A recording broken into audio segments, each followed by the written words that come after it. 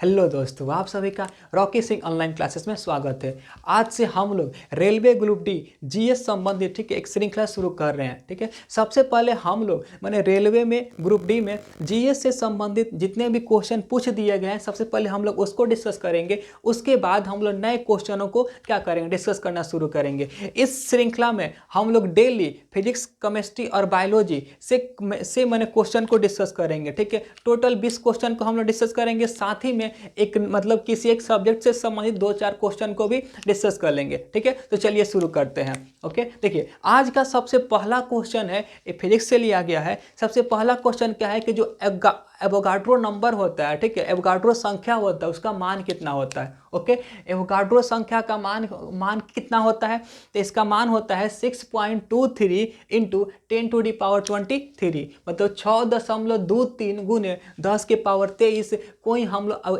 Avogadro संख्या के नाम से जानते हैं। ओके, दूसरा क्वेश्चन यहाँ से बनता है कि न्यूट्रॉन पर आवेश कितना होता है। ओके, तो देखिए अगला क्वेश्चन है कि न्यूट्रॉन पर आवेश कितना होता है, तो न्यूट्रॉन पर कोई आवेश नहीं होता है। ओके, तो यहाँ से आपसे एक सवाल ये पूछ सकता है कि प्रोटॉन पर जो प्रोटॉन होता है उस पर पॉजिटिव होता है, धन आवेश होता है, इलेक्ट्रॉन पर निगेटिव आवेश होता है। ओके, आखिर ये आवेश कितना होता है, अगर सवाल बन जाए कि इलेक्ट्रॉन पर या प्रोटॉन पर ये आवेश कितना होता है, तो 1.6 इंटू 10⁻90 कूलम। ओके, 1.6 गुने 10⁻19 कूलम इस पर क्या होता है, आवेश होता है। ठीक है, चलिए इसके बाद हम लोग का अगला क्वेश्चन है कि जो रेडियो एक्टिव एलिमेंट होते हैं, जो रेडियो एक्टिव किरणें हैं, ठीक है, उसमें से किस किरण की सबसे अधिक भेदन क्षमता है, मतलब किसी को भी पार कर जाती है। ठीक है, कुल देखिए रेडियो एक्टिव एलिमेंट क्या, तो मैंने एलिमेंट क्या है, तो देखिए प्रकृति में कुछ ऐसे एलिमेंट में कुछ ऐसे तत्व पाए जाते हैं ना जिनसे अपने आप अल्फा बीटा गामा मतलब कुछ किरणों का उत्सर्जन होता है,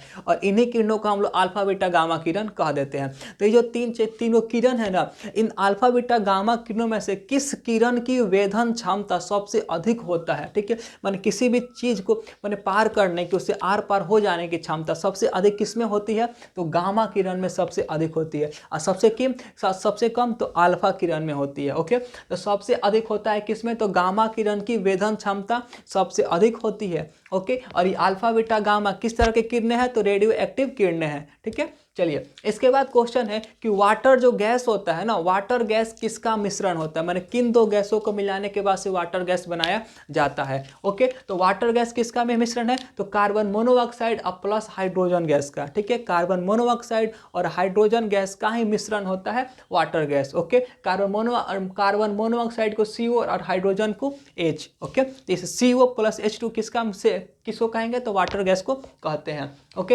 इसके बाद से सवाल है कि आवर्त सारणी में सर्वाधिक इलेक्ट्रॉन बंधुता वाला तत्व कौन सा है। ओके, तो आवर्त सारणी में सबसे अधिक इलेक्ट्रॉन बंधुता किस तत्व का पाया जाता है, तो एलिमेंट कौन सा है, क्लोरीन, और क्लोरीन का संकेत क्या होता है, तो Cl। ओके, आपको क्या याद रखना है कि सबसे अधिक इलेक्ट्रॉन बंधुता किस तत्व का होता है, क्लोरीन का, और क्लोरीन का संकेत क्या होगा, तो Cl। ओके, इसके बाद से क्वेश्चन है कि जो बोरेक्स होता है ना, आखिर किसका अयस्क है, माने किस धातु का क्या है, बोरेक्स अयस्क है। अयस्क का मतलब होता है कि उस चीज से हम लोग धातु को प्राप्त करते हैं। ठीक है, एक तरह का खनिज होता है जिससे हम लोग धातु को प्राप्त करते हैं। तो यही सवाल है कि इसको ऐसे घुमाकर पूछ दिया जा सकता है कि बोरेक्स से हम लोग किस धातु का निष्कर्षण करते हैं। ठीक है, किस धातु का निष्कर्षण करते हैं, या जो बोरेक्स है किसका अयस्क है, तो जो बोरेक्स होता है ये आपका सोडियम का अयस्क है, और सोडियम का संकेत कितना होता है, तो Na। ओके, इसके बाद से क्वेश्चन है कि डर्मेटोलॉजी क्या है, तो जीव विज्ञान की एक ब्रांच है। ठीक है, बायोलॉजी का एक ब्रांच है। तो ये जो डर्मेटोलॉजी है इसमें हम लोग किसका अध्ययन करते हैं, माने किस चीज का जो अध्ययन होता है वो स्पेशली केवल डर्मेटोलॉजी में ही किया जाता है।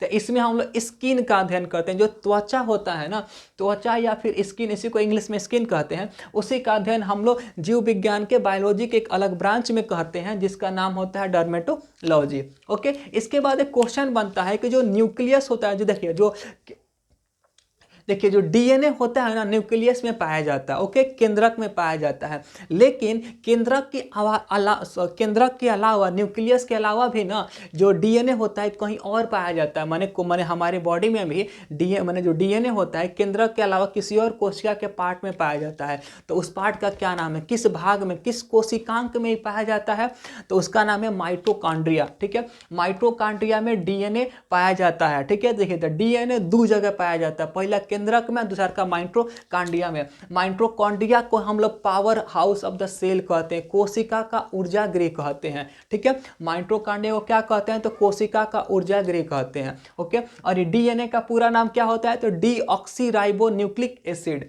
डीएनए का पूरा नाम डीऑक्सीराइबोन्यूक्लिक एसिड होता है। ओके, इसके बाद जो क्वेश्चन है बहुत इंपॉर्टेंट क्वेश्चन है। क्वेश्चन क्या है कि पेनिसिलिन की खोज किसने किया था। पहले समझिए पेनिसिलिन क्या है, तो पेनिसिलिन एक एंटीबायोटिक दवाई है। क्या है, एंटीबायोटिक है, एंटीबायोटिक दवाई है। ओके, तो ये सवाल है कि पेनिसिलिन की खोज किसने किया था, तो इसकी खोज अलेक्जेंडर फ्लेमिंग ने किया था। ओके, ये सवाल देखिए, जितना सवाल हम लोग आज डिस्कस करेंगे सब सवाल किसी न किसी मैंने रेलवे के एग्जाम में पूछ दिया गया, क्या है, सब का सब प्रीवियस ईयर क्वेश्चन है। ओके, तो क्वेश्चन क्या है हमारा, पेनिसिलिन की खोज किसने किया था, तो पेनिसिलिन की खोज अलेक्जेंडर फ्लेमिंग ने किया था। ओके, इसके बाद क्वेश्चन है कि डॉल्फिन जो है आखिर किस वर्ग का, किस क्लास का उदाहरण एग्जाम्पल है। ठीक है, मैंने क्या किया गया है, जानवरों को अलग अलग कैटेगरी में क्लास में डिवाइड किया गया है ना, तो उसी में से जो डॉल्फिन आता है वो किस क्लास के अंतर्गत आएगा, तो डॉल्फिन आपका मैमल्स के अंतर्गत आता है, स्तनधारियों के अंतर्गत डॉल्फिन को रखा गया है। ओके, इसके बाद क्वेश्चन है कि जो लार होता है, लार में कौन सा एंजाइम पाया जाता है। ओके,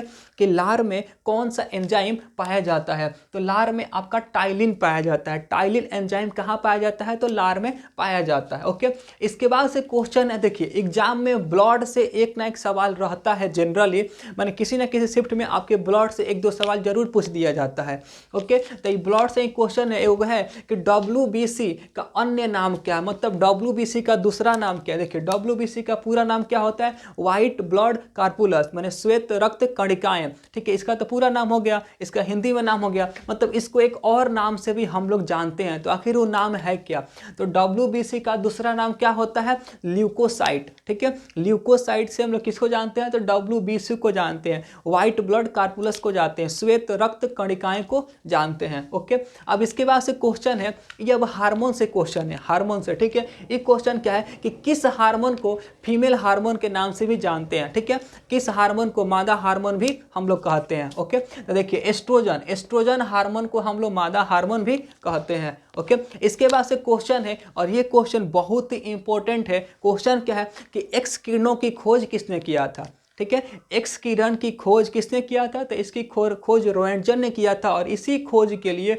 सबसे पहले फिजिक्स के क्षेत्र में रोएंटजन को 1901 ईस्वी में नोबेल पुरस्कार से नवाजा गया था। ओके, तो एक्स किरण की खोज किसने किया था, रोएंटजन ने किया था। 1901 में भौतिकी के क्षेत्र में इनको सबसे पहले नोबेल पुरस्कार दिया गया था। ओके, अगला क्वेश्चन बनता है, अगला क्वेश्चन है कि फेदोमीटर द्वारा क्या मापा जाता है। फेदोमीटर क्या है, तो एगो यंत्र है, आखिर किसको नापने का या मापने का काम करता है, तो समुद्र की गहराई को। ठीक है, समुद्र की गहराई को किसके द्वारा हम लोग मापते हैं, तो फेदोमीटर के द्वारा मापते हैं। ओके, इसके बाद अगला क्वेश्चन है कि विद्युत चुंबक जो हम लोग बनाते हैं। ठीक है, चुंबक दो गो होता है, एगो अस्थाई चुंबक होता है, सॉरी एगो प्राकृतिक चुंबक होता है, और एगो विद्युत चुंबक जिसको हम लोग अपने मन बनाते हैं। ठीक है, तो जो विद्युत चुंबक बनाते हैं, विद्युत चुंबक को बनाने में माने कौन सबसे उपयुक्त होता है। ठीक है, कौन सा पदार्थ जो होगा ना उसका अगर विद्युत चुंबक बनाएंगे तो सबसे स्टेबल होगा, कौन सा होता है, तो नरम लोहा, सॉफ्ट आयरन। ठीक है, जो सॉफ्ट आयरन होता है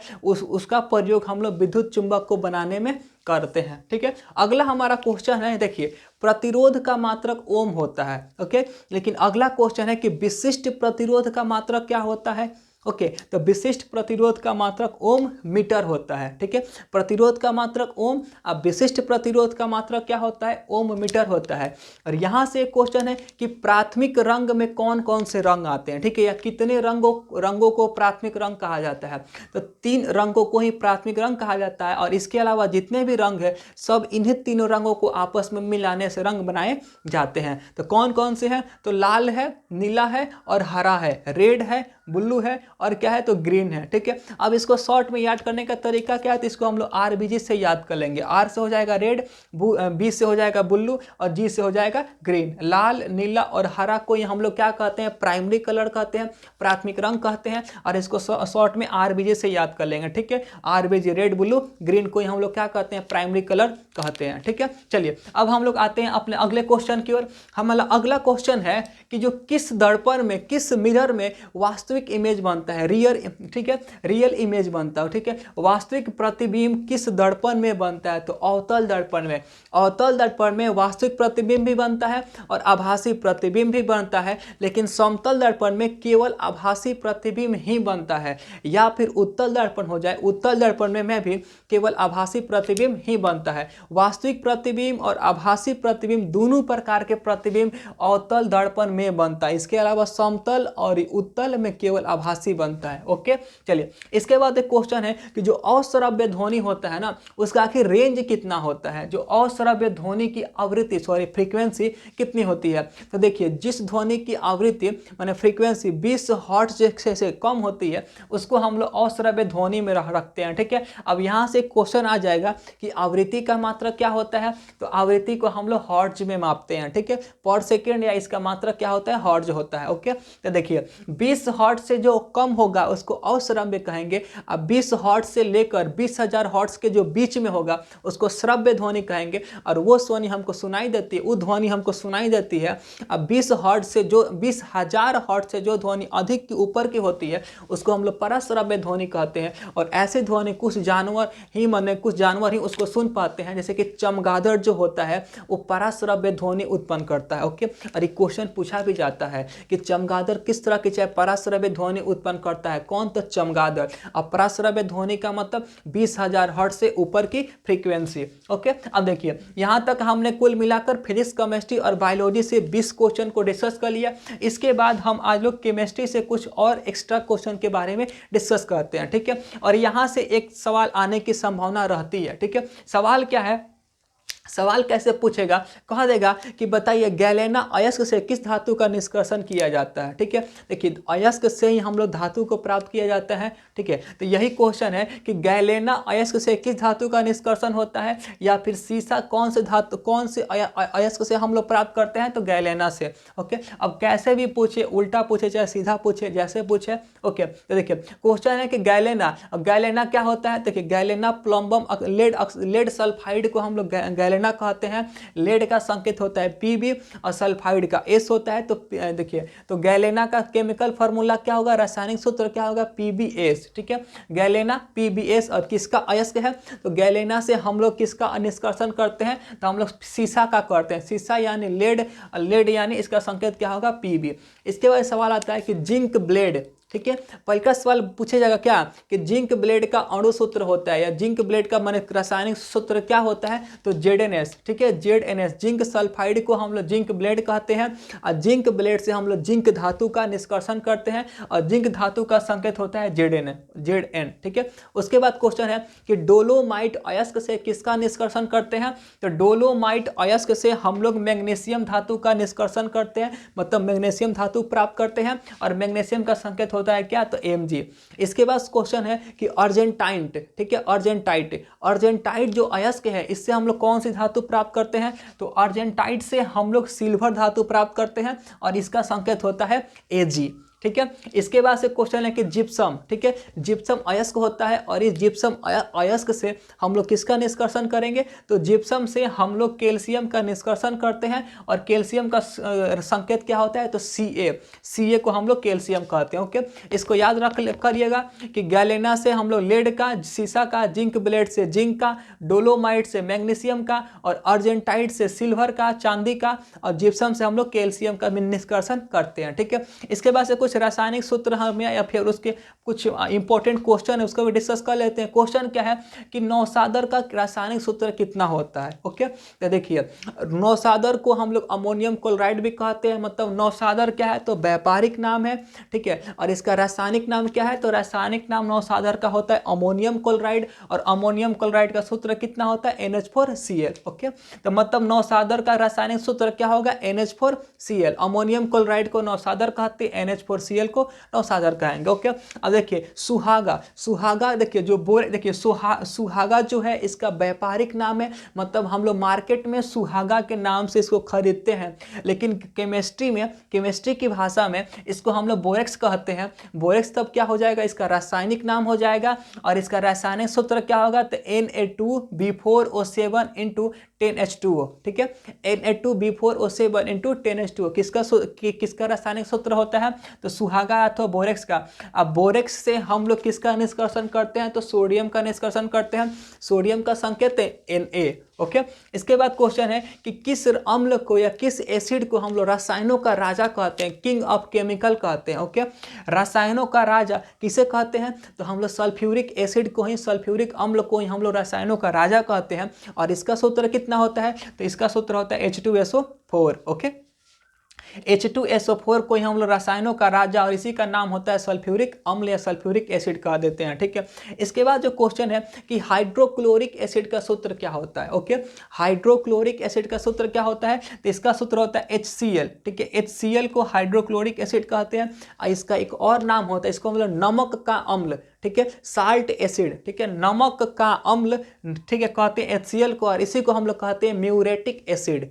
ठीक है, इसका 2-3 नाम होता है, एगो तो हाइड्रोक्लोरिक एसिड है, एगो नमक का अम्ल है, दूसर का है म्यूरेटिक एसिड। किसको कहते हैं, तो HCl को ही कहते हैं। ठीक है, इसके बाद से क्वेश्चन है कि ब्लीचिंग पाउडर, ठीक है, विरंजक चूर्ण, ओके, ब्लीचिंग पाउडर या विरंजक चूर्ण का रासायनिक सूत्र कितना होता है। ओके, तो CaOCl2 CaOCl2 को हम लोग ब्लीचिंग पाउडर अथवा विरंजक चूर्ण के नाम से भी जानते हैं। ओके, इसके बाद जो क्वेश्चन है और ये अच्छा क्वेश्चन बनता है कि हाराकसिस, ठीक है, हाराकसिस क्या है, तो इसका व्यापारिक नाम है, मतलब मार्केट में या इस नाम से में मिलता है। केमिस्ट्री में इसको हम लोग फेरस सल्फेट कहते हैं। तो इसका रासायनिक सूत्र कितना होता है, हाराकसिस या फेरस सल्फेट का रासायनिक सूत्र FeSO4 इंटू 7H2O होता है। ठीक है, फेरस का मतलब लोहा, ठीक है, फेरस यहाँ पर फेरस है, मतलब इसकी वैलेंसी यहाँ पर कितनी है, 2 है। तो FeSO4 और सल्फेट के भी वैलेंसी कितनी होती है, तो 2 होती है। तो FeSO4 इंटू 10H2O को हम लोग क्या कहते हैं, हाराकसिस अथवा फेरस सल्फेट कहते हैं। आज हम लोगों ने मतलब ग्रुप डी में रेलवे में जितना भी GS मैंने जनरल साइंस से संबंधित क्वेश्चन पूछा गया उसमें से हम लोग पार्ट 1 को डिस्कस किए। ठीक है, जल्द ही हम लोग मिलते हैं अपने नेक्स्ट की वीडियो में। ठीक है, तब तक के लिए धन्यवाद।